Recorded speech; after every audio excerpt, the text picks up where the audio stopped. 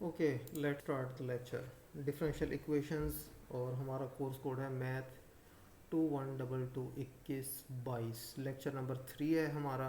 ठीक है। और जो हमारे लेक्चर के ऑब्जेक्टिव्स हैं पहले उसको डिस्कस करेंगे।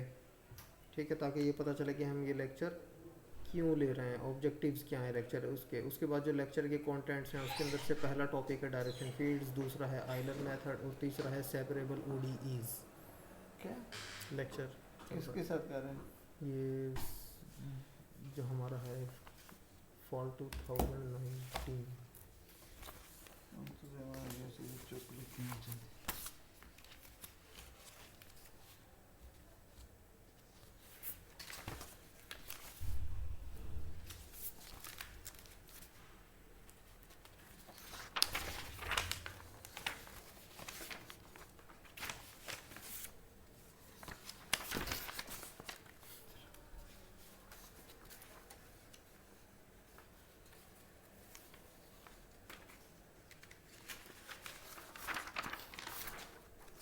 ये सिर्फ 1 मिनट ठहरना, मैं कंटिन्यू करता हूँ। लेक्चर ले रहे हैं? लेक्चर पे ठीक है। ओके। तो सबसे पहले ऑब्जेक्टिव्स हमारे होंगे कि हम जो है ना ये लेक्चर ले क्यों रहे हैं। उसके बाद जो इस लेक्चर के अंदर जो टॉपिक्स हैं 3 उनको डिस्कस करेंगे। सबसे पहले ऑब्जेक्टिव्स। हमारे पास बाज़ों का जो डिफरेंशियल इक्वेशंस होती हैं वो इस तरह की होती हैं कि उनको सॉल्व करना या तो बहुत ज़्यादा कॉम्प्लिकेटेड होता है या उनका सोल्यूशन जो होता है वो आप लोग नहीं निकाल सकते, क्योंकि बुक्स में से जो आप मेथड देखोगे उस ऑर्डिनरी डिफरेंशियल इक्वेशन को सॉल्व करने का वो मेथड नहीं मिलेगा कि किस मेथड से सॉल्व किया जाए। मतलब बहुत कॉम्प्लिकेटेड होगा या तो, या उसका सोल्यूशन नहीं निकल रहा होगा। डिवाइस है क्या? डिवाइस देखता हूँ।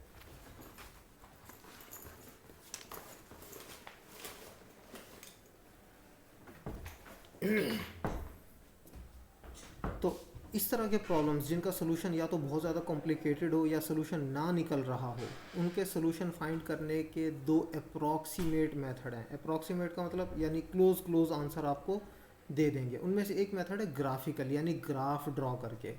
जो ग्राफ ड्रॉ करके आपका मेथड है उसका नाम है हमारा डायरेक्शन फील्ड्स। ठीक है, या इसको स्लोप फील्ड भी कहते हैं। फिर उसके बाद एक और मेथड है ओडीईज को सॉल्व करने का, वो है आइलर मेथड। ये भी उन इक्वेशंस के लिए है जिनको सॉल्व करना या तो बहुत ज़्यादा कॉम्प्लिकेटेड है या फिर जो है ना उनका सोल्यूशन कोई मेथड नहीं दिया हुआ किसी बुक के अंदर। तो एक ग्राफिकल मेथड हो गया इस तरह के प्रॉब्लम्स के लिए, और एक न्यूमेरिकल मेथड हो गया, ये सॉल्व किया जाएगा बाकायदा। उसके बाद कुछ एग्जांपल्स होंगी जो कि सेपरेबल ओडीईज हैं, कि भाई हम जो है ना इस तरह की ओडीईज होती हैं कि जिसमें से वाई वेरिएबल्स को एक तरफ ले जाते हैं, एक्स को एक तरफ ले जाते हैं और दोनों साइड पर इंटीग्रेट करते हैं तो हमारे पास उसका सोल्यूशन निकल आता है। लेकिन जो ऊपर वाले पहले 2 ऑब्जेक्टिव्स हैं ये उनके लिए है जिनका सोल्यूशन नहीं निकल रहा होता। ओके जी, पहला method direction fields. Direction fields असल में क्या है? डायरेक्शन फील्ड्स हैं आपकी स्लोप्स। ठीक है। अब हम सबसे पहले स्टार्ट कर रहे हैं एक डिफरेंशियल इक्वेशन से। Consider the differential equation y prime is equal to 3x raise to the power 3 minus 10x। ये हमारी डिफरेंशियल इक्वेशन है। अब सॉल्व करना इसको बहुत आसान है। क्यों? ये y प्राइम हो जाएगा dy by D x, D x को दूसरी साइड पर ले जाओगे, इंटीग्रेट करोगे, आराम से इसका जो है ना सोल्यूशन निकाल आना है। ठीक हो गया। तो लेकिन हम कंसीडर ये करेंगे कि ये इतनी मुश्किल है कि इसका सोल्यूशन निकालना बहुत मुश्किल है। वैसे आसान है लेकिन हम सपोज ये कर रहे हैं कि ये बहुत मुश्किल है इसका सोल्यूशन निकालना। Suppose the differential equation is extremely complicated and we can not solve it, actually very easy to solve it. तो ली क्यों है? ताकि आपके सामने एक एग्जाम्पल सॉल्व कर दूं और आपको मेथड क्लियरली पता चल जाए कि सॉल्व किस तरह किया जा सकता है कॉम्प्लिकेटेड प्रॉब्लम्स को। We can find approximate solution to the given ODE. ये जो गिवन ओडीई है इसका अप्रॉक्सीमेट सोल्यूशन हम फाइंड कर सकते हैं, और जिस मेथड से फाइंड करेंगे वो ग्राफिकल मेथड है, यानी ग्राफ ड्रॉ करके, and is called direction fields और स्लोप फील्ड्स। अच्छा, अभी तो मैंने ये बताया कि इसका सोल्यूशन एग्जिस्ट नहीं करता या बहुत कॉम्प्लिकेटेड है। लेकिन मैंने साथ में जो है ना, चूँकि मैंने ये ऑलरेडी बताया हुआ है कि ये आसान है, तो इसका जो सोल्यूशन है वो ये बनता है, ये वाला। ठीक है, और इसका जो ग्राफ है वो ये दिया हुआ, ये इसका ग्राफ है, ये इसका क्या है, सोल्यूशन। लेकिन सपोजिशन क्या है कि हम नहीं जानते कि सोल्यूशन क्या है। हम अप्रॉक्सीमेट सोल्यूशन ग्राफिकल मेथड से, जिसको हम डायरेक्शन फील्ड कहते हैं, उससे फाइंड करने की कोशिश करते हैं। जो पिछली स्लाइड में दिखाया सोल्यूशन, फॉरगेट इट कि सोल्यूशन है। Let's start with the given ODE. हम स्टार्ट ही ओडीई से करेंगे अपने। y prime is equal to 3x² minus 10x। अच्छा, अब हमारे पास इंफॉर्मेशन जो हमारे पास है ऑलरेडी वो क्या है कि we know that the derivative of a function f of x at a point x is equal to x0, that is f prime of x0 is the slope of tangent line at point x is equal to x0। क्या मतलब, कोई function है f of x, ठीक है, उसका हम derivative लेना चाह रहे हैं एट पॉइंट x0। तो ये जो डेरिवेटिव है ये ग्राफिकली क्या कहलाता है, स्लोप ऑफ टेंजेंट लाइन। ठीक है ना, ये हमने पहले लेक्चर के अंदर भी पढ़ा था कि हमने जो है ना, जो डेफिनेशन इसकी डिराइव की थी उससे हमने क्या प्रूव किया था कि ये असल में स्लोप होता है, डेरिवेटिव किसी एक पॉइंट पर उस सॉल्यूशन का स्लोप होता है। अब यहाँ पर दो चीज़ों की कन्फ्यूजन पहले क्लियर कर लो ताकि बाकी का लेक्चर आराम से समझ आए। एक है स्लोप ऑफ टेंजेंट लाइन, एक है इक्वेशन ऑफ टेंजेंट लाइन। जो स्लोप है टेंजेंट लाइन का वो क्या है, y प्राइम इटसेल्फ। हमने देखो लेक्चर 1 में क्या पढ़ा था कि जो हमारी ये जो डिफरेंशियल इक्वेशन होती है, ये जो हमारा डेरिवेटिव होता है, ये क्या होता है, ये स्लोप होता है। तो ये क्या है, स्लोप है। जो हमारी इक्वेशन ऑफ स्ट्रेट लाइन होती है ना, y is equal to mx plus c, उसके अंदर ये m है। और किस तरह आता है हमारे पास, y2 minus y1 over x2 minus x1। इसका क्या मतलब है कि y प्राइम स्लोप है, तो इसका क्या मतलब है कि ये जो है 3x² माइनस 10x, ये क्या चीज़ है, ये है स्लोप हमारा। ठीक है, अगर हम स्लोप चाहते हैं x इज इक्वल टू 2 पे, तो x की जगह क्या पुट कर दोगे, 2, तो x इज इक्वल टू 2 पे स्लोप निकल आएगा। अगर 3 पुट कर देते हो x की जगह तो 3 पे स्लोप निकल आएगा। अगर -4 पुट कर देते हो तो -4 पे स्लोप निकल आएगा हमारे पास। अच्छा, ये तो हो गया स्लोप। लेकिन जो इक्वेशन ऑफ टेंजेंट लाइन है वो क्या होती है, वो होती है y is equal to mx plus c। तो इन दोनों के अंदर डिफरेंस है, slope of tangent line y2 minus y1 और x2 माइनस x1, और equation of tangent line y is equal to mx plus c। अच्छा, जो हमारी ODE है वो क्या है, 3x² माइनस 10x, और ये क्या चीज़ है, असल में स्लोप है। तो हम ये कह सकते हैं कि m यानी कि slope is equal to 3x² minus 10x। Next में क्या करता हूँ कि स्लोप तो हमें पता चल गया कि जो भी डिफरेंशियल इक्वेशन होती है वो स्लोप ही होता है, ये तो हमें पता चल गया। अब हम क्या करते हैं, मैं रैंडमली अपनी मर्जी से जो मेरा दिल चाहता है कोई सा एक पॉइंट ले लेता हूँ x। लेकिन शर्त क्या है x पॉइंट की कि ये विद इन डोमेन होना चाहिए। ये जो पॉइंट है ये विद इन डोमेन होना चाहिए, यानी जो हम स्टडी करना चाह रहे हैं ना उस स्टडी एरिया के अंदर अंदर हो ये पॉइंट x। तो मैं, और सिलेक्ट अपनी मर्जी से करना है। अगर आपकी जो है ना डोमेन वो 0 से लेकर 5 तक है फ़र्ज़ करो, तो आप 0.1 भी ले सकते हो, 3.5 भी ले सकते हो, 3.87 भी ले सकते हो, मर्जी है आपकी, जो मर्जी पॉइंट लेना है लो। मैंने जो पॉइंट सेलेक्ट किया है x वो क्या है, 4.5। अब मैं ये 4.5 जो है ये स्लोप वाली इक्वेशन के अंदर यानी कि डिफरेंशियल इक्वेशन के अंदर पुट कर देता हूँ। तो जो स्लोप है यानी कि y prime x is equal to 4.5 पे, वो क्या होगा, इस इक्वेशन के अंदर 4.5 पुट कर दो, हमारे पास आ गया 15.79। ये हमारा क्या है, स्लोप।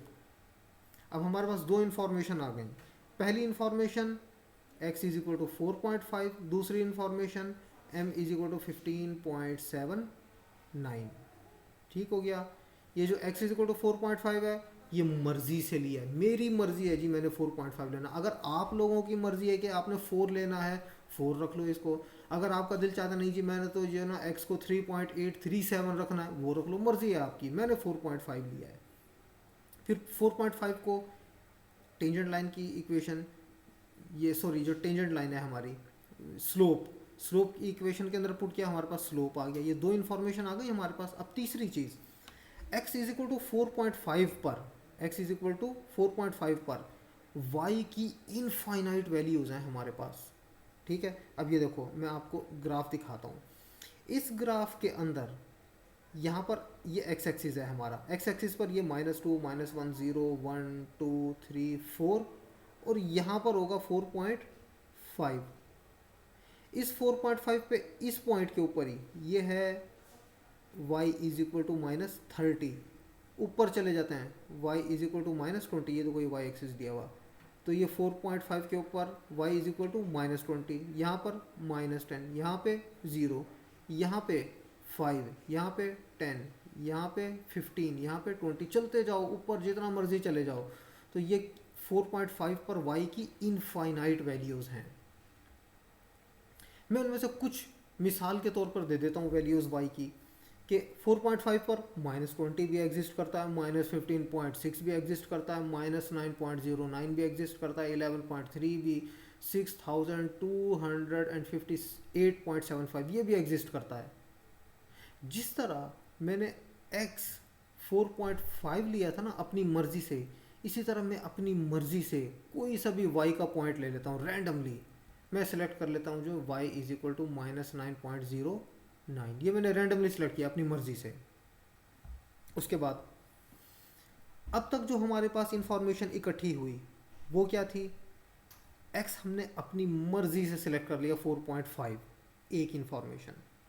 दूसरी, इस 4.5 को हमने इस इक्वेशन के अंदर पुट किया, हमारे पास स्लोप आ गया, ये दूसरी इंफॉर्मेशन हो गई। तीसरी इंफॉर्मेशन, y का मैंने रैंडमली कोई सा भी नंबर सेलेक्ट कर लिया, ठीक हो गया। अब देखो मेरे पास जो इक्वेशन ऑफ टेंजेंट लाइन होगी वो क्या होगी, y is equal to mx plus c. y एक चीज़ हो गई, m दूसरी चीज़, x तीसरी चीज़, c चौथी चीज़। हमारे पास तीन चीज़ें तो मौजूद हैं, m, x और y। हमने c फाइंड करना है, y इंटरसेप्ट। तो ये हमारी इक्वेशन ऑफ स्ट्रेट लाइन है। इसमें से c की वैल्यू क्या होगी, mx को दूसरे साइड पे ले जाओ तो ये बन जाएगा c is equal to y minus mx। हमारे पास y भी मौजूद है, m भी मौजूद है, x भी मौजूद है, ये दिए हुए तीनों इस इक्वेशन के अंदर पुट करो, हमारे पास c जो है वो आ जाता है -80.19। ये हमारे पास c की वैल्यू आ गई। अब ये जो पॉइंट हमारे पास था ना 4.5x, ये इस पॉइंट के ऊपर हम क्या करना चाह रहे हैं, एक छोटी सी टेंजेंट लाइन ड्रॉ करना चाह रहे हैं 4.5 पे। अब 4.5 ये क्या है, ये एक सिंगल पॉइंट है, ये लाइन नहीं है। लाइन लगाने के लिए मुझे दो पॉइंट्स चाहिए होते हैं, एक पॉइंट और दूसरा पॉइंट, और फिर उन दोनों पॉइंट्स को ज्वाइन करूंगा तो क्या बन जाएगी, लाइन बन जाएगी। मेरे पास क्या है, मेरे पास सिंगल पॉइंट है, लाइन के लिए मुझे दो पॉइंट्स चाहिए। अब ये जो x इज इक्वल टू 4.5 है ना, इस पॉइंट के ऊपर मैंने स्लोप भी निकाला हुआ है और y इंटरसेप्ट भी निकाला हुआ है। तो मैं इस 4.5 के अबाउट, यानी एक वैल्यू इससे छोटी ले लेता हूँ और एक वैल्यू इससे बड़ी ले लेता हूँ। ये देखो x मेरे पास क्या है 4.5, मैं इसके अंदर 0.1 माइनस कर देता हूँ और दूसरी दफ़ा 0.1 ऐड कर देता हूँ। इस 4.5 में से 0.1 जब मैं लेस करूँगा तो क्या बन जाएगा 4.4। ये मेरा एक पॉइंट आ गया। जो मैंने लाइन बनानी है ना दो पॉइंट्स को ज्वाइन करके, उनमें से एक पॉइंट ये आ गया। दूसरा पॉइंट इस 4.5 के अंदर 0.1 ऐड कर दो तो 4.6 आ गया। x1 is equal to 4.4, x2 is equal to 4.6। अब x1 को यूज़ करेंगे, x2 को यूज़ करेंगे, y1 और y2 फाइंड कर लेंगे। किस तरह, हमारे पास स्लोप भी मौजूद है, y इंटरसेप्ट भी मौजूद है, x1 मौजूद है, x2 मौजूद है, y1 और y2 हम फाइंड कर लेंगे। ये देखो ज़रा y की वैल्यूज़, एक हमारे पास है x is equal to 4.4, y is equal to m x plus c, तो ये y1 आ गया हमारे पास। उसके बाद 4.6 आ जाती है अगली वैल्यू x की, इसको हम x2 कह देते हैं। तो y2 क्या होगा m x प्लस c, तो ये मेरे पास क्या आ गया y2। अब देखो हमारे पास दो पॉइंट्स आ गए, x1 y1, x1 y1 यानी कि 4.4 और -10.71। अब जो आपका एक्स वाई प्लेन है, जो ग्राफ है आपका, उसमें x इज इक्वल टू 4.4 और y इज इक्वल टू -10.71, इसके ऊपर क्या लग जाएगा, एक पॉइंट लग जाएगा छोटा सा। उसके बाद अगला हमारा क्या है 4.6 और -7.556, ये आ गया पॉइंट, ये दूसरा पॉइंट है। ग्राफ के ऊपर एक पॉइंट ये आ जाएगा, एक पॉइंट ये आ जाएगा, इन दोनों पॉइंट्स को एक स्ट्रेट लाइन से ज्वाइन कर दोगे तो वो क्या होगी, हमारी स्लोप की लाइन होगी। वो हमारी वो कौन सी होगी, स्लोप की। This line is the slope line. और यहाँ पर नोट करने वाली क्या चीज़ है, हमने सोल्यूशन इक्वेशन को सॉल्व करके नहीं निकाला। We did not use the solution to the ODE to draw this line. ये लाइन ड्रॉ करने के लिए हमने सोल्यूशन नहीं निकाला कि हम ऑर्डिनरी डिफरेंशियल इक्वेशन को इंटीग्रेट करके सॉल्व करें, नहीं। हमने सिर्फ जो है ना एक्स और वाई की रैंडम वैल्यूज़ लेकर और उसके बाद जो ना हमने एक टेंजेंट लाइन ड्रॉ की और फिर उसको हमने क्या दिया कि ये हमारी स्लोप लाइन है। अच्छा, अभी आप ये देखोगे कि एक छोटी सी स्लोप लाइन लगाइए, इससे सोल्यूशन कैसे निकलेगा, उस तरफ भी अभी आएंगे। अभी फ़िलहाल एक चीज़ सीखी है हमने कि हमारे पास डिफरेंशियल इक्वेशन दी हुई हो और उसका सोल्यूशन कॉम्प्लिकेटेड हो तो हम स्लोप ड्रॉ कर सकते हैं फिर भी। ठीक है, ये देखो अब यहाँ पर मैं समराइज़ कर रहा हूँ जो तो हमने अभी तक काम किया है, यहाँ पर मैं उसको समराइज़ कर रहा हूँ। उसकी समरी में पहला पॉइंट हमने क्या किया, हमारे पास जो इक्वेशन होती है ना वाई प्राइम यानी कि डिफरेंशियल इक्वेशन, वो हमारी क्या होती है, स्लोप होती है। असल में हम क्या करते हैं, एक्स और वाई रैंडमली अपनी मर्जी से चूज कर लेते हैं, लेकिन विद इन डोमेन चूज करते हैं। इस एम एक्स और वाई को यूज करते हुए स्लोप फाइंड कर लेते। ये दूसरा स्टेप आ गया हमारा। तीसरा स्टेप, ये जो हमारा x था इसमें से एक जो है ना 0.1 माइनस कर दो तो x1 आ जाएगा और 0.1 ऐड कर दो तो x2 आ जाएगा। अच्छा, ये मैंने 0.1 लिया है, अगर आप चाहो ना आप 0.2 भी ले सकते हो, 0.3 भी ले सकते हो, 0.05 भी ले सकते हो, ये आपकी अपनी मर्जी है। लेकिन मैं चाहता हूँ कि जो स्लोप है ना वो बिल्कुल छोटी सी लाइन लगे, ज़्यादा लंबी ना हो कि बहुत बड़ी लाइन, छोटी सी लाइन लगे जो कि नज़र आ रही हो। ठीक है, तो इसलिए मैंने ये ले लिया, x के अंदर से जो ना 0.1 माइनस कर दिया तो x1 आ गया और 0.1 ऐड कर दिया तो x2 आ गया। अब ये x1 और x2 की जो वैल्यूज़ हैं वो मैं पुट करूँगा इक्वेशन ऑफ स्ट्रेट लाइन के अंदर। स्लोप और y इंटरसेप्ट ऑलरेडी मौजूद है मेरे पास, y1 और y2 आ जाएंगे। अब देखो x1 y1 ये एक पॉइंट बन गया और x2 y2 ये दूसरा पॉइंट बन गया। इन दोनों पॉइंट्स को ज्वाइन करूंगा तो ये कौन सी लाइन होगी, स्लोप वाली लाइन होगी। ये देखो, ठीक है। इसमें ये जो नीचे वाला पॉइंट है, ये जो रेड लाइन है ना हमारी स्लोप लगा हुआ, ये नीचे वाला पॉइंट है x1 y1 और ऊपर वाला है x2 y2। अब ये हमने लगाया एक स्लोप, ठीक है। इस तरह के हम इस पूरे ग्राफ के अंदर बहुत सारे स्लोप लगा सकते हैं। मिसाल के तौर पर -2 -30 इस पॉइंट पर एक स्लोप ड्रॉ हो सकता है। -1.5 -30 एक यहाँ ड्रॉ हो सकता है। -1 -30 एक यहाँ ड्रॉ हो सकता है। एक यहाँ भी ड्रॉ हो सकता है, यहाँ भी हो सकता है, यहाँ भी हो सकता है, यहाँ भी हो सकता है, यहाँ भी हो सकता है, यहाँ भी। पूरे ग्राफ पे आप जो ना बहुत सारे स्लोप्स ड्रॉ कर सकते हो। और स्लोप ड्रॉ करने का मेथड क्या है कि आपने x की रैंडम वैल्यू सेलेक्ट की, वो रैंडम वैल्यू x की आपने डिफरेंशियल इक्वेशन के अंदर पुट की, आपके पास स्लोप आ गया। उसके बाद आपने y इंटरसेप्ट निकाल लिया इक्वेशन ऑफ स्ट्रेट लाइन में डाल के, फिर x के अबाउट दो पॉइंट ले लिए x1 और x2, उनको स्ट्रेट लाइन की इक्वेशन में पुट किया y1 y2। इस तरह आपने स्ट्रेट लाइन जो स्लोप की है वो ड्रॉ कर ली। ठीक हो गया। ये मैंने बताया अभी मेथड सिर्फ कि एक स्लोप लाइन किस तरह ड्रॉ की जा सकती है। अच्छा, इसके अंदर एक और चीज़, ये मैंने लगाया था ना 0.1 और 0.1, अगर आप इसको कहते हो ना 1 और 1 तो क्या होगा, ये स्ट्रेट लाइन इतनी छोटी सी लगी हुई ना ये बड़ी हो जाएगी काफ़ी, सिर्फ ये फ़र्क पड़ेगा, स्लोप यही रहेगा। ये नहीं है कि लाइन की डायरेक्शन इस तरह की हो जाएगी, नो, डायरेक्शन यही रहेगी इसकी। ठीक है, नेक्स्ट, ये वही मेथड को ही मैंने दोबारा रिपीट किया हुआ है कि 5 स्टेप्स होते हैं हमारे पास के जिसके ज़रिए हम अपनी जो है ना स्लोप की लाइन को ड्रॉ कर सकते हैं। अब मैं क्या करता हूँ कि मैंने सिर्फ ये किया कि पहले मैंने जो इक्वेशन ली थी ना डिफरेंशियल इक्वेशन, वो डिफरेंट थी, वो ये वाली थी 3x² - 10x। लेकिन अब जो मैं ले रहा हूँ इक्वेशन वो कौन सी है, y + x, y prime is equal to y plus x. ये वाली इक्वेशन क्यों लिया इस दफ़ा, क्योंकि बुक के अंदर उसने ये वाली इक्वेशन ली हुई है और इस इक्वेशन को उसने ग्राफिकल सोल्यूशन भी निकाल के दिखाया हुआ है। ठीक है, तो इस वजह से मैंने दूसरी दफ़ा ये ले ली। पहली दफ़ा मैंने अपनी मर्ज़ी से कोई इक्वेशन बनाई थी, इस दफ़ा मैंने ये ले ली कि y prime is equal to y plus x. इसके ऊपर भी वही एग्जैक्टली 5 मेथड ही यूज़ होने हैं, 5 जो पॉइंट्स थे उन 5 पॉइंट्स को लेकर हम एक स्लोप की लाइन ड्रॉ कर सकते हैं। इसको मैं एक टेबल की फॉर्म में दिखा रहा हूँ। ये देखो कि हमारे पास हमने रैंडमली y की कोई भी वैल्यू ले ली -2, x भी मैंने ले लिया -2। आप चाहो तो आप दूसरा नंबर भी ले सकते हो, लेकिन विद इन डोमेन होना चाहिए। मैंने इस तरह लिया है कि y इज इक्वल टू -2 और फिर x इज इक्वल टू -2। फिर उसके बाद दूसरा पॉइंट मैंने क्या लिया, y is equal to -2, x is equal to -1.7, फिर y -2 और x -1.4। ये मैंने कांस्टेंट रखा और जो ये वाला है इसको 0.3 के डिफरेंस से मैंने रिड्यूस करना शुरू किया। -2 के अंदर 0.3 ऐड किया, ये बन गया। इसके अंदर 0.3 ऐड किया, ये बन गया। इसके अंदर 0.3 ऐड किया, ये बन गया।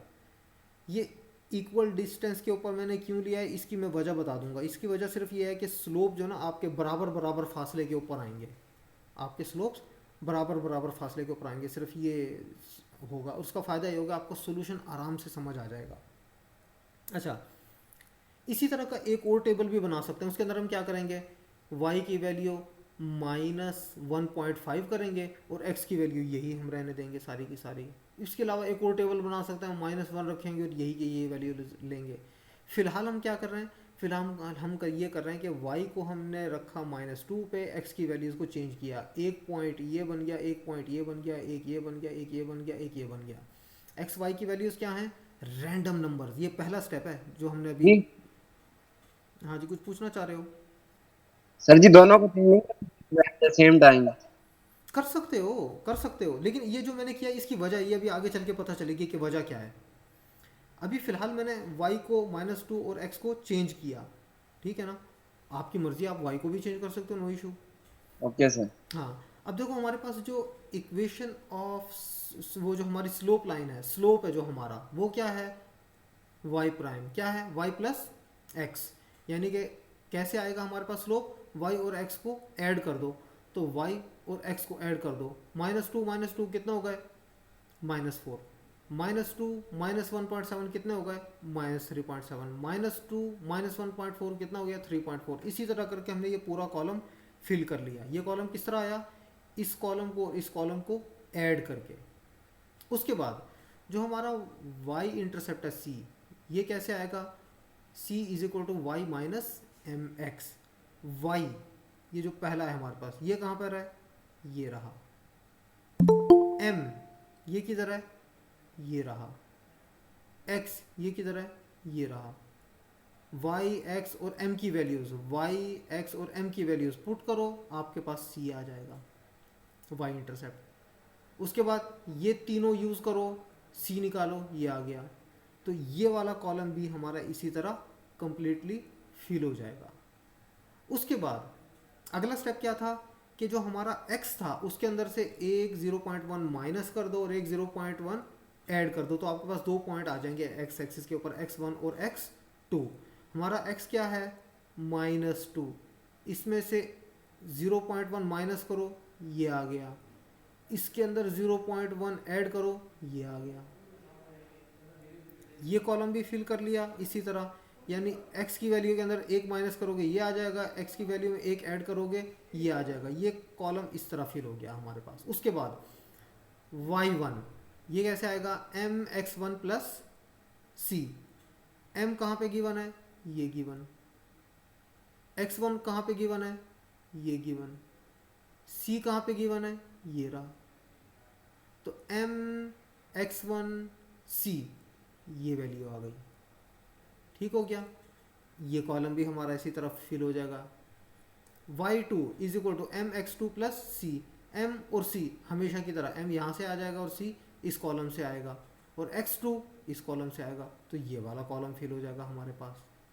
अब ये देखो कि ये करने का फ़ायदा क्या हुआ है, x1 y1 x2 y2 ये एक स्लोप लाइन बन गई।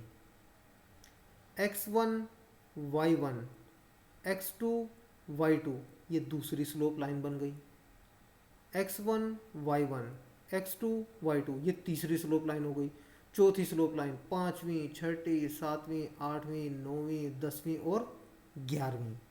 11 स्लोप लाइंस हैं टोटल हमारे पास। इन स्लोप लाइंस को हम ग्राफ के ऊपर ड्रॉ करते हैं। ये देखो, ये y क्या था हमारा, -2। -2 के ऊपर जो पहली स्लोप लाइन लगनी है वो इस तरह लगनी है, वो हमें नज़र नहीं आ रही क्योंकि सिर्फ यहाँ पर वो पॉइंट लगा हुआ होगा।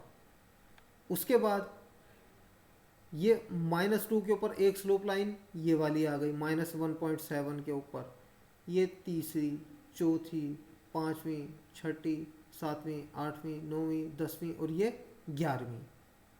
ये जो पिछली टेबल के अंदर ये जो x1, x2, y1, y2 जो है ना, इनको यूज़ करते हुए मैंने ये वाले स्लोप लाइंस लगा लिए। अगली दफ़ा मैं क्या करता हूँ, ये देखो, पहले मैंने क्या लिया था, y को -2 रखा था। अगली दफ़ा मैं y को -1.71 कर लेता हूँ। तो देखो दूसरी रो ऑफ स्लोप लाइंस लग गई।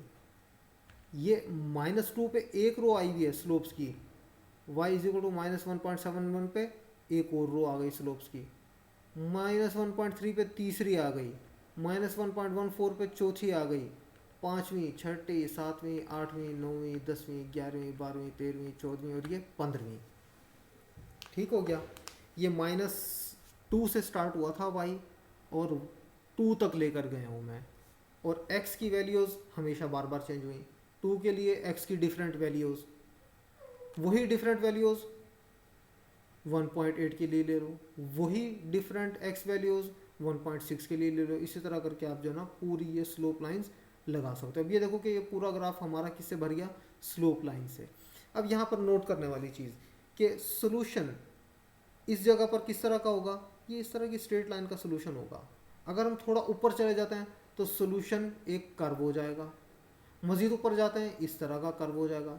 तो ये देखो स्लोप लाइंस लगाने का फ़ायदा क्या हुआ कि ये हमें अप्रॉक्सीमेट सॉल्यूशंस दे रहा है, कि हम यहाँ से इस तरह करके एक लाइन ड्रॉ कर लें तो हमें ये पता चल जाएगा कि सॉल्यूशन की x और y वैल्यूज़ क्या होंगी, ये हमें ग्राफ से पता चल जाएगा। तो ये हमारा मेथड था डायरेक्शन फील्ड्स का, या स्लोप फील्ड्स भी कहते हैं इसको डायरेक्शन फील्ड कहते हैं या स्लोप फील्ड कहते हैं। तो इससे हमें ये आइडिया हो जाता है कि सॉल्यूशन किस तरह का होगा। अच्छा जी, उसके बाद ये जो हमारी डायरेक्शन फील्ड है इसमें हमारी ऑर्डिनरी डिफरेंशियल इक्वेशन क्या थी, वो थी y prime is equal to y plus x. हमने सपोज क्या किया था कि इसका सोल्यूशन एग्जिस्ट नहीं करता, लेकिन कॉम्प्लिकेटेड लेकिन एग्जिस्ट करता है। उसका सोल्यूशन ये वाला है, देखो y is equal to c e to the power x minus 1। ये हमारे पास है सोल्यूशन उस इक्वेशन का। लेकिन हमने इस सोल्यूशन को निकाले बगैर ग्राफ ड्रॉ करके अप्रॉक्सीमेटली बता दिया कि भाई इसी तरह के सोल्यूशन होंगे। अब मैं क्या करता हूँ कि ये जो c है ये है कांस्टेंट ऑफ इंटीग्रेशन। पहले मैं c की वैल्यू 2 रखता हूँ, तो सोल्यूशन हमारे पास क्या बन जाएगा, 2e raise to the power x minus 1। ये जो 2e raise to the power x minus 1 वाला सोल्यूशन होगा ना, इसको जब हम ग्राफ के ऊपर ड्रॉ करेंगे तो ये ग्राफ इस पॉइंट में से पास होता हुआ गुजरेगा 0, 1 में से।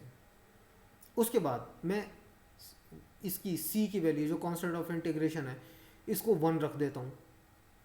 तो 1 जब रखूँगा c की जगह क्या बन जाएगा solution, y is equal to e raise to the power x minus 1। और इसको जब हम ड्रॉ करेंगे ग्राफ पे तो ये ग्राफ 0, 0 पॉइंट में से गुजरेगा। उसके बाद जब मैं 0 रखता हूँ c की जगह, जब मैं c को 0 रखूँगा तो ये पूरी टर्म क्या हो जाएगी, 0। इक्वेशन क्या बन जाएगी, y is equal to minus x minus 1। ये कौन सी इक्वेशन होगी, स्ट्रेट लाइन की इक्वेशन होगी। क्यों, ये वाली एक्सपोनेंशियल टर्म तो ख़त्म हो जाएगी क्योंकि c 0 है, 0 इंटू समथिंग 0।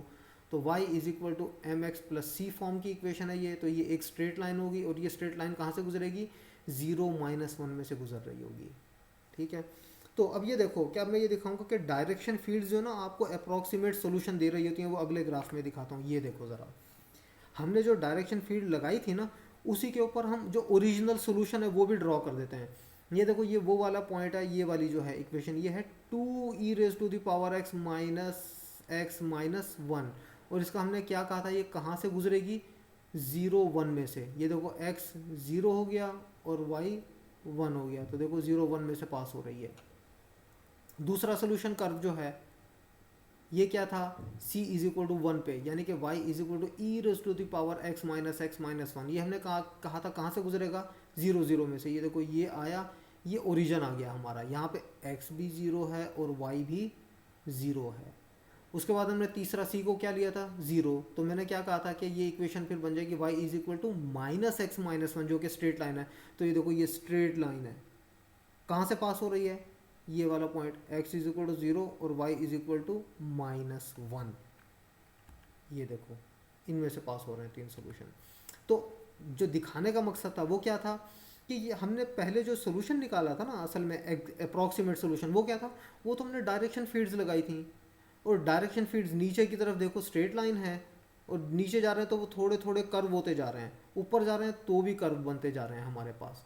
और इस पॉइंट पर तकरीबन ये क्या है, एक स्ट्रेट लाइन सोल्यूशन होगा हमारे पास। तो डायरेक्शन फील्ड्स जो हैं वो भी हमें सोल्यूशन का आइडिया दे देती हैं कि ये सोल्यूशन क्या होगा। लेकिन ये डायरेक्शन फील्ड्स इस्तेमाल कहाँ पे करते हैं, जहाँ पे ऑर्डिनरी डिफरेंशियल इक्वेशन बहुत कॉम्प्लिकेटेड और सॉल्व ही ना की जा सकती हो, और उस ऑर्डिनरी डिफरेंशियल इक्वेशन को सॉल्व करने के लिए आप बुक्स उठाते हो, बुक्स के अंदर मेथड नहीं दिए हुए थे सॉल्व करने के, तो आप किस तरफ चले जाते हो, डायरेक्शन फील्ड्स की तरफ, कि हम इस मेथड के ज़रिए इसको सॉल्व कर सकते हैं। ठीक है, अब मैं आपको दिखाता हूँ कि ये डायरेक्शन फील्ड्स जो है ना, ये मैंने किस तरह बनाई। इसका एक छोटा सा जो ना आपके पास मैंने कंप्यूटर कोड लिखा था वो दिखा देता हूँ। ये हमारे पास है आई थिंक स्लोप फील्ड्स वाला, हाँ ये वाला। अब देखो मैं, अच्छा ये बताओ कि आपको जो कोड लिखा हुआ नज़र आ रहा है या नहीं।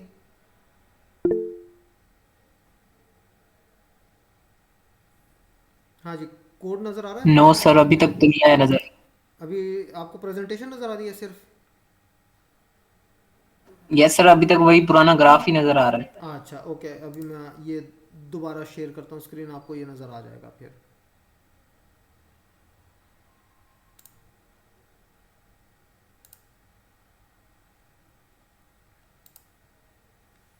आ,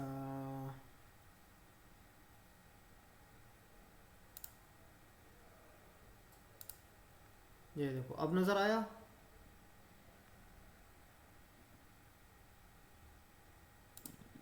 यस सर, अब यस सर, नजर आ आ रही। रहा है। ओके, अब हम इसको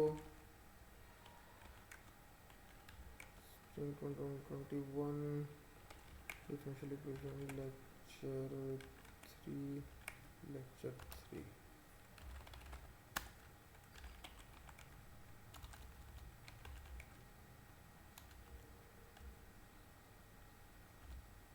पाइथन,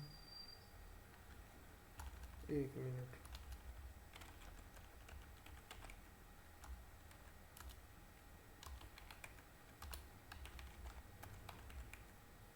ये देखो अब मैं जो है ना इसको कोड को रन कर रहा हूँ। रन करने के बाद आपको ग्राफ जो है ना उसमें स्लोप फील्ड्स खुद ब खुद फिल होती हुई नज़र आएंगी। ये देखो आई नज़र।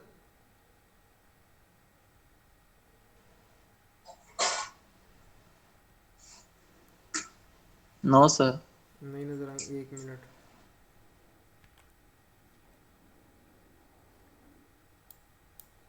ग्राफ खुला हुआ नज़र आ रहा है आपको। No sir.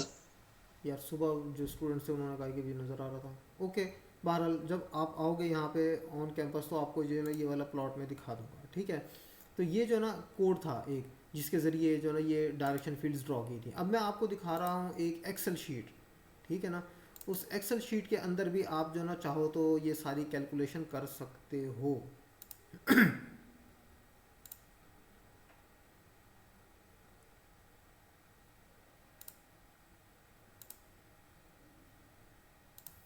ये आपकी आ जाती है जनाब,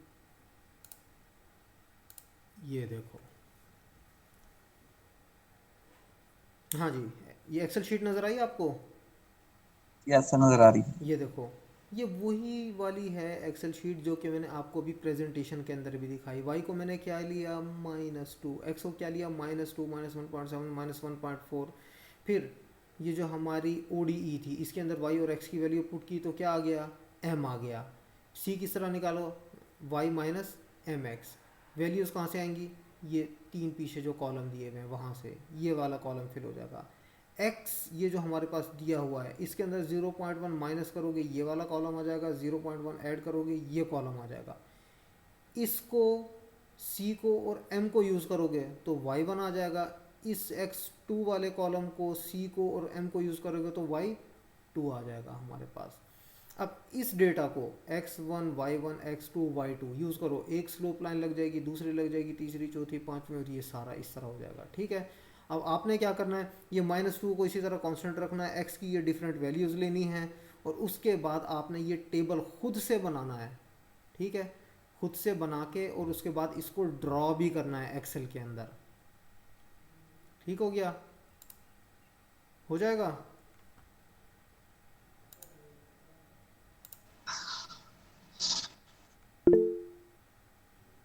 हाँ जी, जवाब नहीं आ रहा यार सर जी। सर ये सर समझा एंड में दें समझा जब ये दें कि एक्सेल वाला मतलब आपने जब हम बताया। बना देंगे तो वो ग्राफ पे कैसे क्लिक करेंगे, सब कुछ सिलेक्ट करके। यार एक्सेल के इतने सारे ट्यूटोरियल पढ़े हुए हैं, आप जो है ना कौन से सेमेस्टर में आ गए हो, सर फोर्थ में। फोर्थ के अंदर। यार एक्सेल आपको अभी तक नहीं है, चौथे सेमेस्टर में आके उसके ट्यूटोरियल देख लो। एक्सेल के अंदर देखो, आपने ओके। एक्सेल यूज़ तो की थी ना फर्स्ट सेमेस्टर के अंदर, इंट्रोडक्शन टू कंप्यूटिंग के अंदर। नो यस सर सर, वो हमने नहीं नहीं करवाई दो थी, स्किप करवा दी थी। यार अब ये देखो, मैं ये सिर्फ तो नहीं सर करा एक ही सकता ना कि पहला सेमेस्टर आपको पढ़ाना शुरू कर दूं, उसके ट्यूटोरियल देख लो। ये एक्सेल के ऊपर काम करना कोई मुश्किल नहीं है। देखो मैंने आपसे ये नहीं कहा कि फोर्ट्रान में या C+ में या पाइथन के अंदर कोड लिख के ग्राफ ड्रा करो, नहीं। मैं आपको सबसे आसान काम दे रहा हूँ कि एक्सेल के ऊपर देखो। एक्सेल के ऊपर मैंने एग्जाम्पल भी दिखाई है आपको, एग्जाम्पल मैंने दिखाई है, टेबल मैंने आपको पूरा दिखाया है। ठीक है, इस तरह करके आपने खुद से बना लेना है टेबल। ठीक है, और उसको ड्रॉ कर लेना है। ड्रॉ किस तरह होता है, यूट्यूब के ऊपर हज़ारों वीडियोस दी हुई हैं। ठीक हो गया, कोई मसला हो ऑन कैंपस जब आओगे मेरे पास लैपटॉप ले आना, मैं बता दूंगा किस तरह ड्रॉ होना है। ओके। ओके उसके बाद नेक्स्ट हमारे पास आ जाता है आइलर मेथड। अब आइलर मेथड क्या है, ये भी उसी तरह जो हमारा था ना कि डिफरेंशियल इक्वेशन जो है, ऑर्डिनरी डिफरेंशियल इक्वेशन, ये बहुत कॉम्प्लिकेटेड है, इसको सॉल्व करना बहुत ज़्यादा मुश्किल है, सोल्यूशन मेथड नहीं मिल रहा। तो एक और अप्रॉक्सीमेट सोल्यूशन फाइंड करने का तरीका है, वो है आइलर मेथड। आइलर मेथड और स्लोप फील्ड वाले मेथड के अंदर डिफरेंस क्या है, जो स्लोप फील्ड वाला मेथड था उसके अंदर ग्राफिकल सोल्यूशन है, आपके पास ग्राफ बनता है। जो आइलर मेथड है इसके अंदर आपके पास वैल्यूज़ आएंगी y की, जो आपका सोल्यूशन है ना, सोल्यूशन की वैल्यू आ जाएगी आपके पास। स्टार्ट हम कहाँ से करते हैं, डेरिवेटिव की डेफिनेशन से। ये जो हमारा y प्राइम होता है ये क्या होता है, dy/dx। इसको हम क्या कह सकते हैं, f' y पे कह सकते हैं। चूंकि ये y प्राइम x और y का फंक्शन है ना, तो इसको हम g भी कह सकते हैं। इन चारों में से कोई भी नाम दे दो, ये हमारा y प्राइम ही है। तो y प्राइम कह लो या g कह लो। बाई डेफिनेशन क्या होता है, limit when delta x approaches 0 f of x plus delta x minus f of x divided by delta x। ये पहले लेक्चर के अंदर मैंने डेफिनेशन आपको डिराइव करके दिखाई थी डेरिवेटिव की।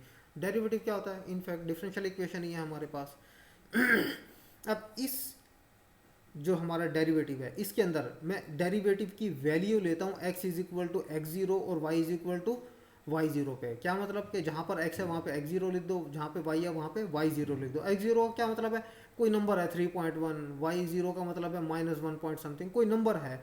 वो जब नंबर पुट करेंगे तो क्या हो जाएगा, g of x0 y0 is equal to limit when delta x approaches 0 f of x plus delta x minus f of x0 divided by delta x। अब इस इक्वेशन के अंदर ये जो है इसके अंदर हमारी लिमिट क्या है डेल्टा एक्स की, कि ये डेल्टा एक्स इतनी छोटी वैल्यू है कि ये ज़ीरो को अप्रोच कर रही है।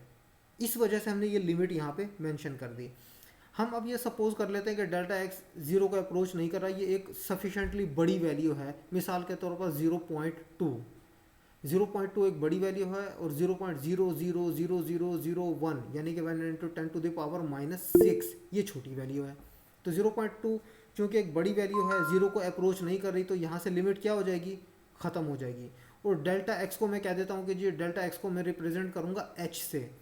तो ये जो हमारा है लिमिट ये ख़त्म हो जाएगी यहाँ से, डेल्टा एक्स की जगह क्या आ जाएगा, एच आ जाएगा। और F of x zero plus delta x, इसको मैं कह देता हूँ कि ये वाई वन है, यानी इसको सॉल्व करेंगे जब तो कोई नंबर आएगा ना, वो क्या हो जाता है हमारे पास Y one minus F of x zero, इसको मैं कह देता हूँ कि ये है वाई ज़ीरो। तो क्या बन जाएगा, G of x zero Y zero is equal to Y one minus Y zero divided by H, ये बन जाएगा हमारे पास। ये देखो, G of x zero Y zero is equal to Y one minus Y zero divided by H. अब ये G of x zero Y zero Y one minus Y zero over H, इसको अगर हम जनरल इक्वेशन के तौर पे लिखना चाहें जो कि हर जगह एप्लीकेबल है, तो आप जी को एफ से रिप्लेस कर दो बेशक, क्योंकि फंक्शन ही है ना एक्स और वाई का। जी की लिख दो, एच लिख दो, के लिख दो, एफ लिख दो। बुक्स के अंदर चूंकि एफ दिया होता है मैं इसको एफ लिख देता हूँ। Y one minus Y zero over H is equal to, G की जगह मैं सिर्फ F of x zero Y zero कर लेता हूँ। एच को दूसरी तरफ ले जाता हूँ इक्वेशन के, मल्टीप्लाई हो जाएगा।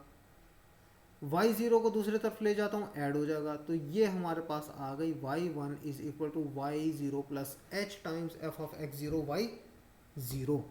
अब वाई वन हमने फाइंड करना है, तो ये एक्स ज़ीरो और वाई ज़ीरो इनकी वैल्यूज़ कहाँ से आएंगी और एच की वैल्यू कहाँ से आएगी। एच असल में क्या था, मैंने ये कहा था कि जो डेल्टा एक्स अप्रोच कर रहा था ना ज़ीरो को, उसको हम कह देते हैं कि ये एक बड़ी वैल्यू है, और हम उसको डेल्टा एक्स को किससे रिप्लेस कर देते हैं, एच से। तो एच की वैल्यू हम फिक्स कर देते हैं कि ये है 0.2। ये देखो मैंने बताया हुआ कि डेल्टा एक्स को हम एच ले लेते हैं जो कि ज़ीरो को अप्रोच नहीं कर रहा, लेकिन कोई स्मॉल कांस्टेंट नंबर है जो कि है 0.2। एच की वैल्यू 0.2, ये एच की value 0.2, x zero Y zero ये कहाँ से आएंगे, इनिशियल कंडीशन से। इनिशियल कंडीशन से आएंगे ये हमारे पास एक्स ज़ीरो वाई ज़ीरो। ठीक है। अब दूसरी चीज़ कि जो हमारा ग्राफिकल मेथड था उसके अंदर हमें इनिशियल कंडीशन की ज़रूरत नहीं थी, लेकिन चूँकि ये हमारा आइलर मेथड है, इसके अंदर नंबर्स की फॉर्म में आंसर आना है। तो इसका क्या मतलब है कि हमारे पास इनिशियल कंडीशन दी हुई होगी ताकि हमारा कांस्टेंट ऑफ इंटीग्रेशन ख़त्म हो जाए और हमारे पास कोई नंबर आंसर में आए। तो ये हमारे पास आ गई एक इक्वेशन। ठीक है। अब अगली जो इक्वेशन बनेगी वो क्या होगी, वन क्या हो जाएगा, टू हो जाएगा, और ज़ीरो क्या हो जाएगा, वन हो जाएगा। यानी ये एक एक इंक्रीमेंट लग जाएगा। वाई वन वाई टू बन जाएगा, वाई ज़ीरो वाई वन बन जाएगा, एक्स ज़ीरो एक्स वन बन जाएगा, वाई ज़ीरो वाई वन बन जाएगा। ये देखो ये रहा ये इक्वेशन। ठीक है। इसके अंदर ये जो वाई वन है और ये वाई वन है, ये कहाँ से आएगा, ये हमने अभी अभी कैलकुलेट किया था। एच कहाँ से आया था, कांस्टेंट है 0.2। एक्स वन कहाँ से आएगा, ये हमारे पास एक्स ज़ीरो के अंदर 0.2 ऐड कर दो तो एक्स वन आ जाएगा। अगली इक्वेशन के अंदर यहाँ पर एक्स वन की जगह क्या होगा, एक्स टू। वो कैसे होगा, इस एक्स वन के अंदर 0.2 ऐड कर दो, एक्स थ्री के लिए एक्स टू के अंदर 0.2 ऐड कर दो, एक्स फोर के लिए एक्स थ्री के अंदर 0.2 ऐड कर दो। यानी कि 0.2 ऐड करते जाओ, आपके पास X one X two X three X four आते जाएंगे। एच आपके पास फिक्स्ड है। वाई वैल्यूज़ कहाँ से आ रही हैं, इस इक्वेशन के लिए पिछली इक्वेशन से आएगी, इस इक्वेशन के लिए पिछली इक्वेशन से आएगी। यानी जो y की वैल्यूज़ हैं जिस इक्वेशन को सॉल्व कर रहे होंगे उससे पिछली इक्वेशन से आएगी y की वैल्यू। x कैसे आएगी, 0.2 का इंक्रीमेंट लगाने से आएगी। h क्या है, कांस्टेंट है 0.2। इस तरह हम चलते जाएंगे, हमारे पास y1 y2 y3 y4 हमारे पास सोल्यूशन आते जाएंगे बहुत सारे। ये देखो ये वही इक्वेशन कि y2 के लिए y1 h f of x1 y1, x1 कैसे आया, x ज़ीरो के अंदर 0.2 ऐड करने से। y1 कहाँ से आया, पिछली इक्वेशन से आया। ये हमारे पास y2 वाली इक्वेशन है। इसके बाद जो अगली इक्वेशन होगी नेक्स्ट टर्म वो क्या होगी, y3 हो जाएगी y2 के बजाय। तो ये क्या हो जाएगा, y2, ये क्या हो जाएगा x2, ये क्या हो जाएगा y2। y2 कहाँ से आएगा, ये पिछली इक्वेशन से। x2 कहाँ से आएगा, x1 के अंदर h यानी कि 0.2 ऐड करने से। h क्या है, फिक्स्ड है 0.2। तो इसी तरह अगर हम चलते जाएं तो हमारे पास जो जनरल फार्मूला बन जाता है आइलर मेथड का वो क्या है, y n is equal to y n minus one plus h f of x n minus one y n minus one. ठीक हो गया। इसके अंदर जो एक्स एन की वैल्यूज़ होंगी वो कैसे होंगी, एक्स ज़ीरो के अंदर n minus one into h, यानी कि 0.2 ऐड करते जाओ, एक्स की अगली वैल्यू आती जाएगी। वाई एन माइनस वन कहाँ से आएगा, फ्रॉम द प्रीवियस इक्वेशन, और एच हमें ऑलरेडी पता है कि 0.2 फिक्स्ड है। अब वही वाली हमारी जो ODE थी जो हमने ग्राफिकल मेथड के लिए यूज़ की थी, y prime is equal to y plus x, उसी इक्वेशन को लेते हैं और इसको अब हम आयलर मेथड से सॉल्व करते हैं। हमारे पास जो डेरिवेटिव की डेफिनेशन होती है वो क्या होती है, f prime of x y is equal to f of x plus delta x minus F of x divided by H. ये एच 0.2 है इसलिए यहाँ पे मैंने लिमिट नहीं लगाई हुई, ठीक है।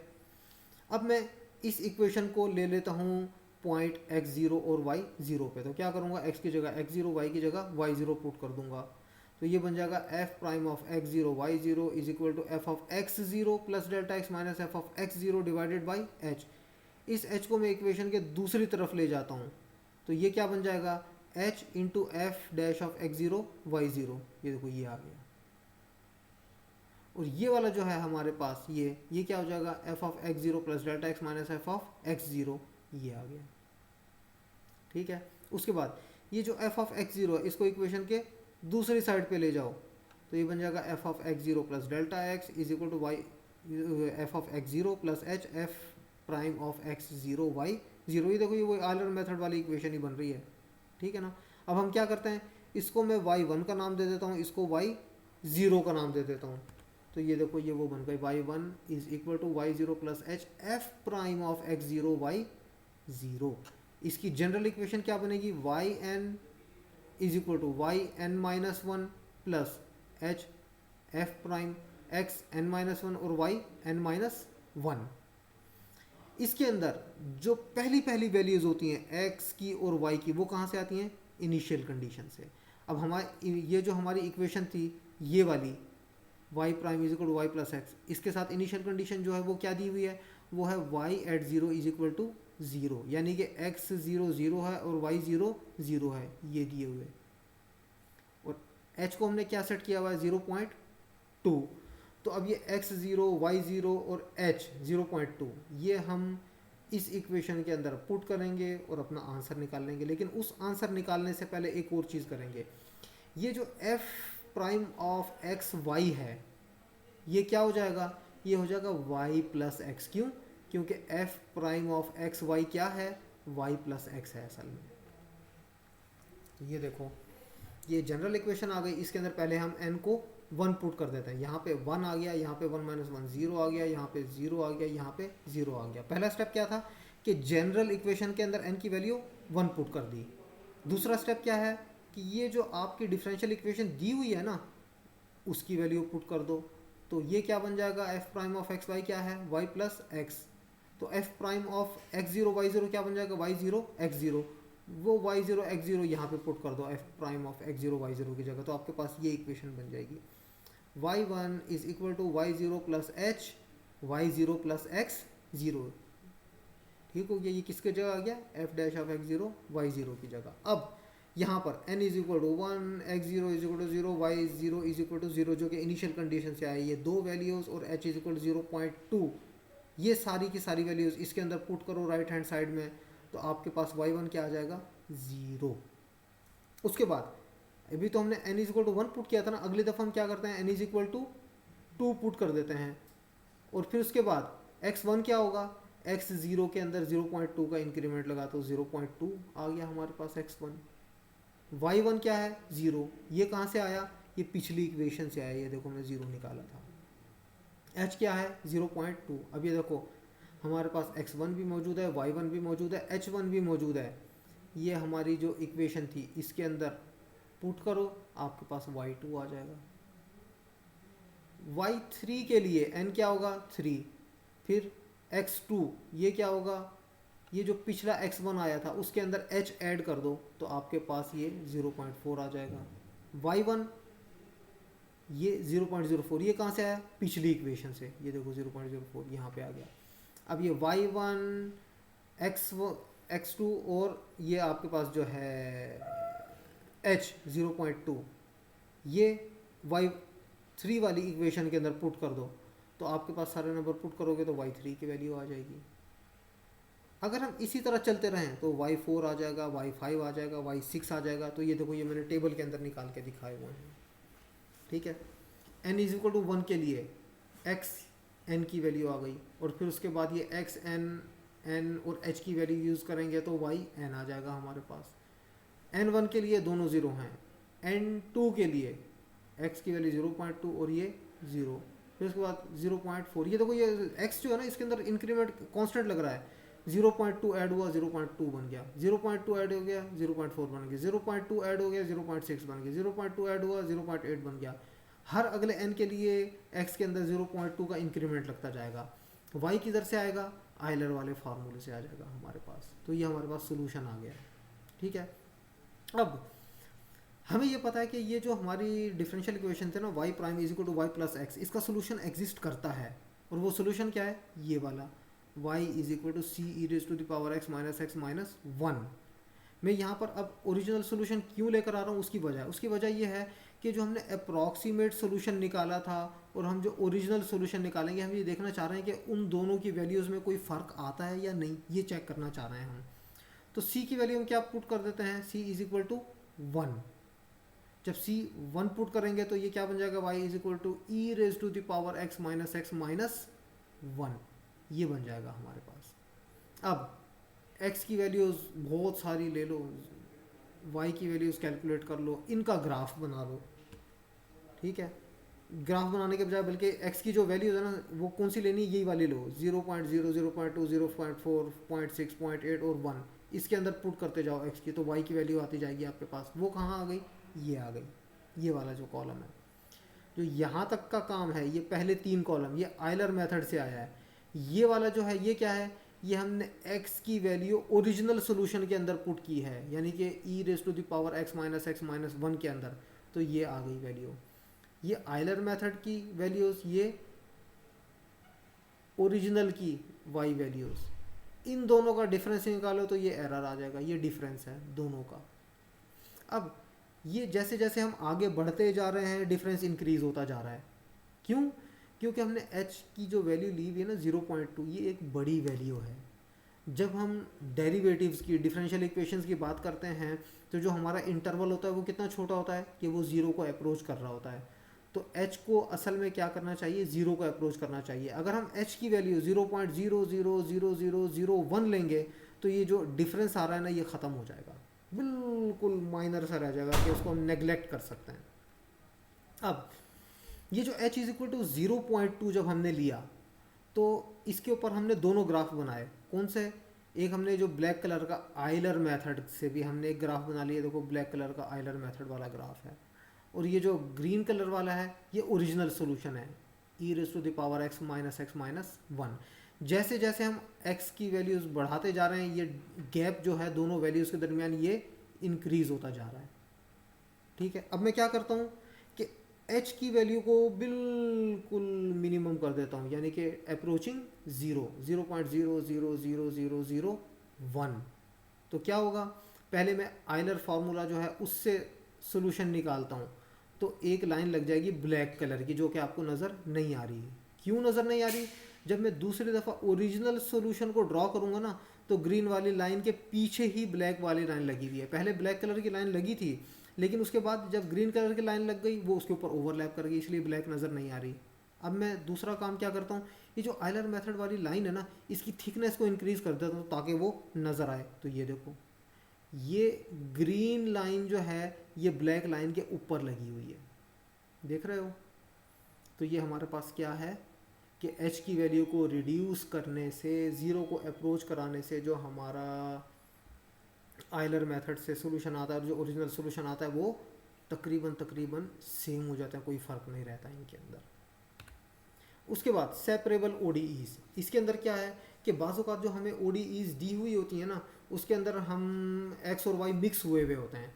तो हम क्या करते हैं, y वैल्यूज़ जो होती हैं टर्म्स, उनको एक साइड पे ले जाते हैं, x वाली को एक तरफ ले जाते हैं, उसके बाद दोनों साइड को इंटीग्रेट कर देते हैं, तो हमारे पास इंटीग्रेशन से आंसर आ जाता है। Very simple. अब ये देखो कि हमारे पास ये ODE गिवन है कि y prime is equal to 1 + y²। ये सेपरेबल है। सेपरेबल का क्या मतलब है, एक्स वेरिएबल्स को, एक्स के जो वेरिएबल है उनको सेपरेट कर लो, वाई को सेपरेट कर लो, ये है सेपरेबल का मतलब। उसके बाद सॉल्व कर लो।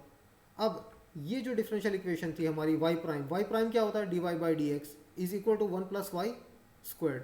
वन प्लस वाई स्क्वायर्ड को दूसरी तरफ ले जाओ, डी एक्स को राइट साइड पे ले आओ, तो हमारे पास ये बन जाएगा D Y over one plus y squared is equal to d X.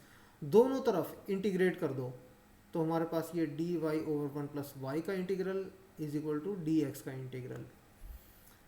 ये हमारे पास क्या होता है, टेंजेंट इनवर्स ऑफ वाई। ये आप लोग एफ के अंदर भी पढ़ाए हो और पहले सेमेस्टर में भी पढ़ा होगा, tangent inverse of y. D x का इंटीग्रल क्या होगा, एक्स प्लस सी। ठीक है, अब ये टेंजेंट इनवर्स का इनवर्स फंक्शन अप्लाई करो, वो क्या होगा, टेंजेंट। इधर भी टेंजेंट अप्लाई कर दो, इधर भी टेंजेंट अप्लाई कर दो, इधर टेंजेंट टेंजेंट इनवर्स कैंसिल हो जाएंगे, वाई बच जाएगा, और यहाँ पर टेंजेंट एक्स प्लस सी। यहाँ पर इंपॉर्टेंट चीज़ जो याद रखने वाली है वो ये है कि कांस्टेंट ऑफ इंटीग्रेशन एंड में नहीं लगाना, जैसे ही इंटीग्रल का साइन खत्म हुआ फ़ौरन लगा दो। क्यों, क्योंकि अगर आप कोई इन्वर्स फंक्शन यूज़ करते हो वो कांस्टेंट ऑफ इंटीग्रेशन के ऊपर भी अप्लाई होगा। ठीक है, तो कांस्टेंट ऑफ इंटीग्रेशन फ़ौरन लगाना होता है। ये नहीं है कि आप सोल्यूशन जब बिल्कुल कंप्लीट हो जाए उसके बाद कांस्टेंट लगा दो, नहीं, ऐसे नहीं करना। अगली एग्जांपल है कि y prime is equal to x plus one e raise to the power minus x y squared. अब इस इक्वेशन को देखो, इसके अंदर ऐसा लग रहा है कि इसके अंदर x और y जो है ना उनको सेपरेट करना, क्योंकि वाई स्क्वायर इससे भी मल्टीप्लाई हो रहा है, इससे भी हो रहा है, इससे भी हो रहा है, सेपरेट करना। हालांकि ये बहुत आसानी से सेपरेट हो जाता है, ये सेपरेबल है, खुद बताया हुआ है कि ये सेपरेबल है, इसको सॉल्व करो। ये क्या है, D Y by D X, ये right hand side as it is आ गई यहाँ पे। वाई स्क्वायर्ड को लेफ्ट साइड पे ले जाओ, डी एक्स को राइट साइड पे ले जाओ, तो ये बन जाएगा D Y over Y squared is equal to x plus one E to the power minus X D x. दोनों तरफ इंटीग्रल ले लो, integral of Y to the power minus two D Y is equal to integral. अब ये देखो कि x into E raise to the power minus x, ये एक है इंटीग्रल। दूसरा इंटीग्रल कौन सा है, E raise to the power X into one, यानी कि E raise to the power minus X का इंटीग्रल। ये जो है ये दो टर्म्स हैं असल में, तो इन दो टर्म्स का इंटीग्रल आ जाएगा हमारे पास। अब ये जो ये वाला है y to the power minus two, इसका इंटीग्रल क्या होगा, माइनस वन ओवर y। उसके बाद ये वाला भी मैं सॉल्व करता हूँ, लेकिन उससे पहले ये चूंकि सिंपल है इसको मैं पहले सॉल्व कर देता हूँ। E to the power minus X D X, इसका इंटीग्रल क्या होगा, minus E to the power minus x plus C one.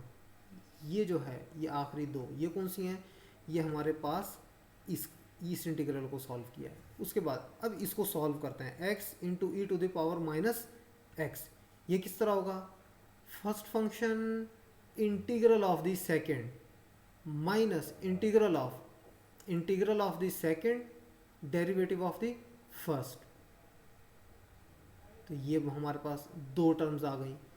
अब ये वाला जो है ये क्या है, E to the power minus X, इसका इंटीग्रल हम पहले भी यहाँ पे निकाल चुके हैं, वो क्या होगा, e raise to the power minus plus c two. ये वाली टर्म ये आ गई, ये वाली टर्म ये आ गई, और ये वाली टर्म हम पहले निकाल चुके हैं। अब minus x e to the power minus x, और यहाँ पर minus E to the power minus x minus E to the power minus x, ये क्या हो जाएंगे, दोनों ऐड हो जाएंगे, तो ये बन जाएगा minus two E to the power minus x. C1 और C2 ऐड होके क्या बन जाएगा, एक नया कांस्टेंट बन जाएगा हमारे पास C। दोनों तरफ माइनस वन से मल्टीप्लाई कर दो, यहाँ से माइनस कैंसिल हो जाएगा वन ओवर वाई, और यहाँ पे x E raise to the power minus x plus two E to the power minus x minus C. इन दो के अंदर से E raise to the power minus X common निकाल लो, ये आ गया, अंदर क्या बच जाएगा, x प्लस टू। दोनों तरफ इन्वर्स ले लो, तो ये y बन जाएगा, ये क्या बन जाएगा, one over X plus two E to the power minus x minus C. तो ये आपका सोल्यूशन आ गया। उसके बाद अगली example, y prime is equal to minus two X Y. फ़र्क क्या है, यहाँ पर उसने इनिशियल कंडीशन भी दे दी हमें, ठीक है। तो अब कांस्टेंट ऑफ इंटीग्रेशन ख़त्म हो जाएगा, ये मतलब है इसका कि एंड में हम जाकर इनिशियल कंडीशन पुट करेंगे और हम पर्टिकुलर सोल्यूशन निकाल लेंगे। अब ये y प्राइम क्या है, D Y by D X, और minus two X Y as it is आ गया। वेरिएबल सेपरेट करो, y को दूसरी साइड पर ले जाओ, x को दूसरी साइड पर ले आओ, तो dy over y is equal to minus two X D x. दोनों तरफ इंटीग्रेट करो, डी वाई ओवर वाई का इंटीग्रल लॉग वाई, और minus two X D x का integral X squared divided by two. जो डिवाइडेड बाई टू होगा और ये ऊपर वाला टू है ये कैंसिल हो जाएंगे, तो minus x squared plus c 1। अब देखो मैं अगेन वही कि जैसे ही इंटीग्रल ख़त्म हुआ फ़ौरन कॉन्सेप्ट ऑफ इंटीग्रेशन लगा दो। क्यों? इन्वर्स फंक्शन भी अप्लाई करना पड़ सकता है। अगर फर्ज करो आप यहाँ पे ये ना लगाते और आप कहते कि मैं एंड में जाके लगा लूँगा, तो इस पॉइंट के ऊपर जब आपने इन्वर्स ऑफ लॉग लेना था यानी ई, तो वो किस पे अप्लाई होता? सिर्फ इस पे नहीं होना था वो, फिर तो आपका रिजल्ट क्या हो जाता? डिफरेंट। तो इस वजह से कांस्टेंट ऑफ इंटीग्रेशन फ़ौरन लगा देना चाहिए।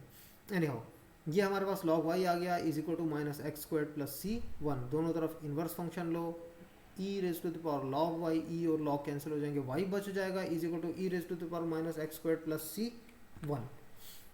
अब e और log कैंसिल हो गए, y बच गया, और वो जो था e raise to the power minus x plus c 1 उसको मैं इस तरह लिख दूँ e raise to the power minus x square into E raise to the power c 1। अब e raise to the power c 1 ये क्या बन जाएगा? अगेन एक कांस्टेंट नंबर बन जाएगा, वो ये आ गया c, और e raise to the power minus x square as it is रहेगा हमारे पास।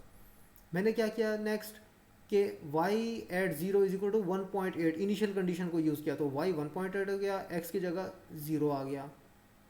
इसको सॉल्व करोगे तो c की वैल्यू क्या आ जाती है? 1.8। तो आपका सोल्यूशन क्या बन गया? y is equal to 1.8 e raise to the power minus x square. अगर x की वैल्यू -2 से लेकर और 2 तक ले जाओ, काफ़ी सारी वैल्यूज ले लो और उनके अगेंस्ट y को कैलकुलेट कर लो, तो और x y का ग्राफ बनाओ, तो ये बेल शेप का ग्राफ बन जाएगा आपका। ठीक हो गया? ये था आपका जनाब लेक्चर ऑफ टुडे। इसमें से अब अगर कोई क्वेश्चन पूछने हैं वो पूछो, उसके बाद मैं आप लोगों की अटेंडेंस भी अब ले रहा हूँ।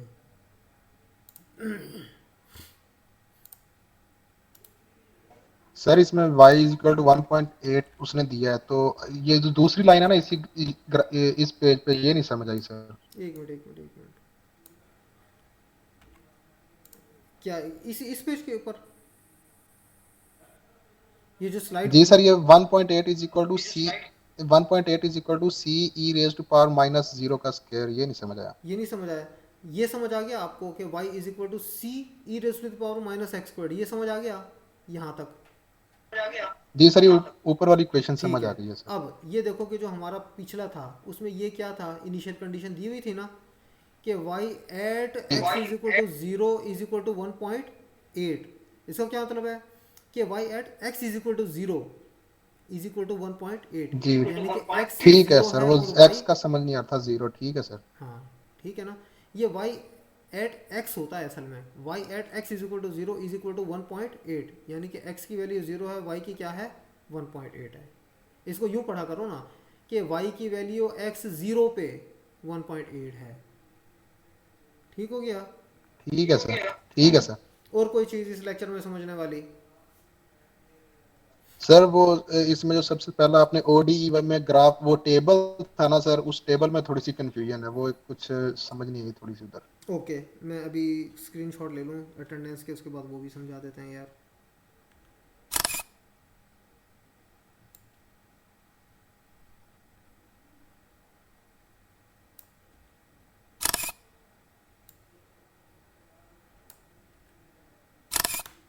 ओके ये देखो जी टेबल की तरफ चले जाते हैं हम।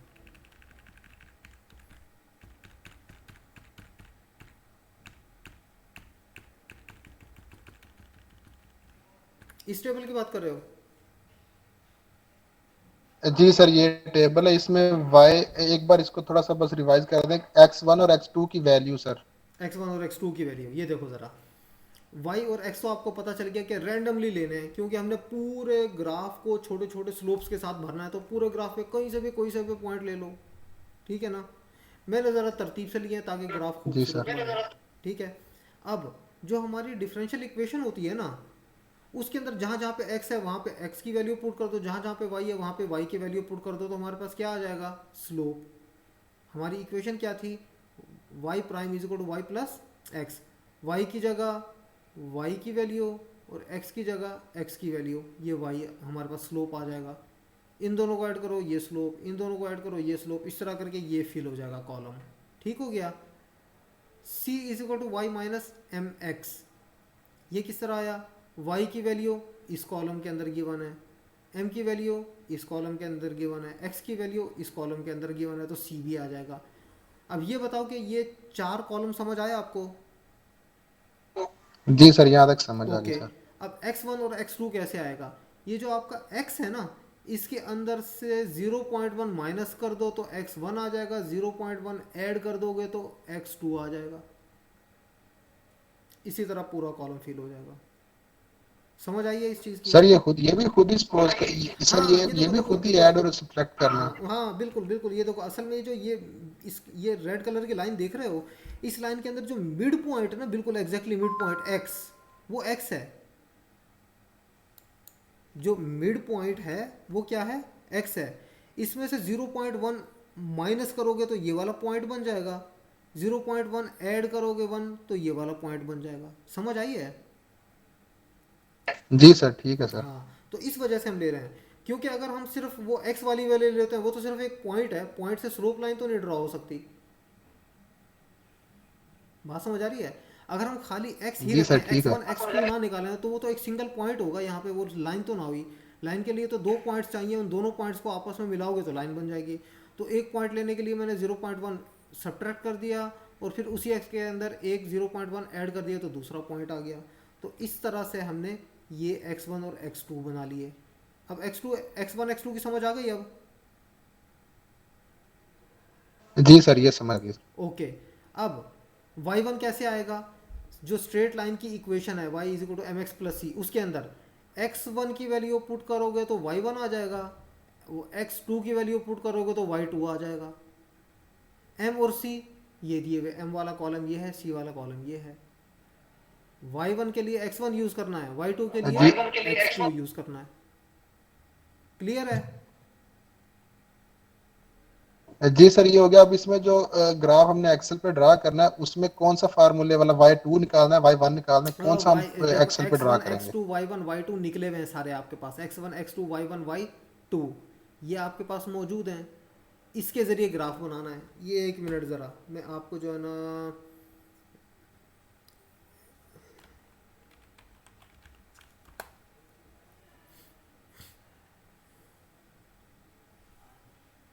ये अभी मैं आपको दिखा देता हूँ। 2.10 -1.10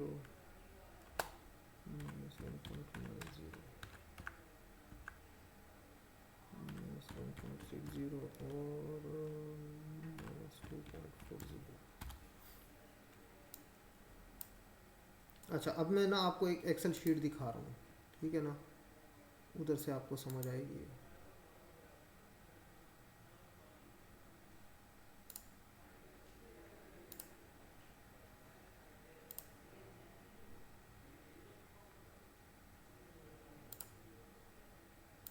ये देखो, अब आपको एक्सेल शीट नज़र आएगी।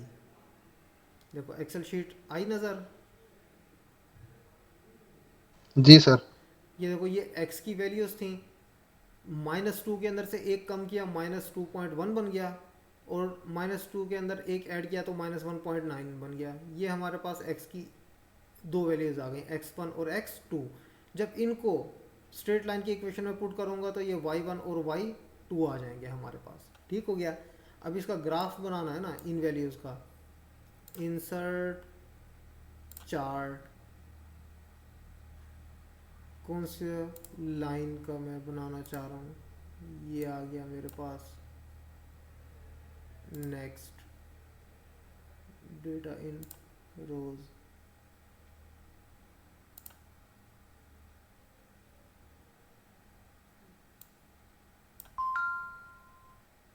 नेक्स्ट,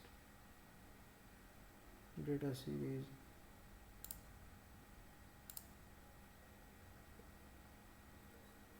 एक मिनट,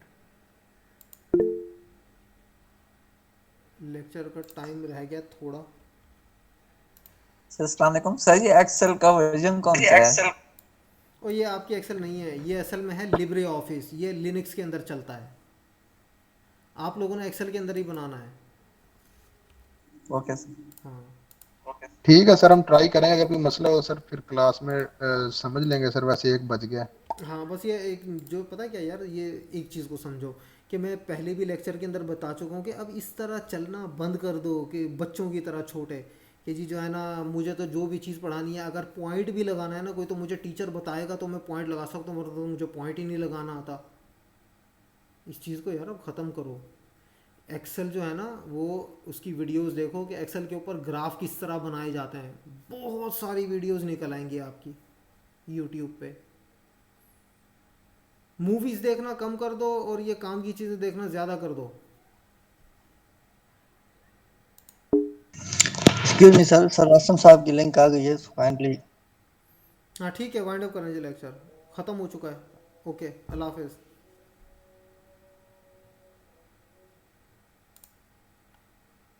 ओके सर, अल्लाह हाफिज़।